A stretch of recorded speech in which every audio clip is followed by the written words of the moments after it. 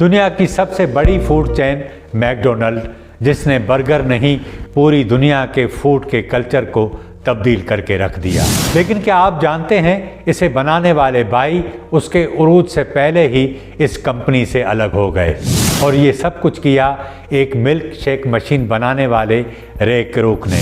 लोग मुश्किल से उसे 1-2 मशीनें बनाने का आर्डर दिया करते थे, लेकिन उसे अमेरिका के एक शहर से एक ही वक्त में 8 मशीनें बनाने का आर्डर मिला। जब उसे ये आर्डर मिला तो वो फ़ौरन ही उस शहर पहुंचा और उस छोटे से रेस्टोरेंट को देखकर हैरान और परेशान हो गया।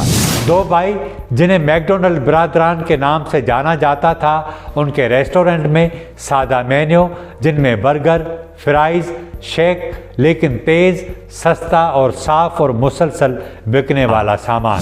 क्रूक समझ गया ये मॉडल अगर पूरे मुल्क में फैल जाए तो पैसा ही पैसा बन जाएगा।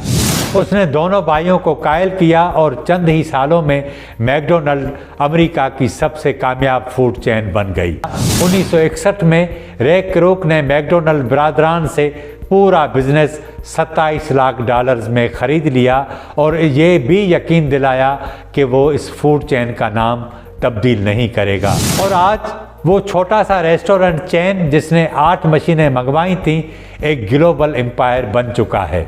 42,000 से ज़ायद रेस्टोरेंट्स, 120 ममालिक में तकरीबन रोज़ाना 70 लाख लोग खाना खाते हैं और कंपनी की वैल्यू $200 अरब से भी ज़्यादा है।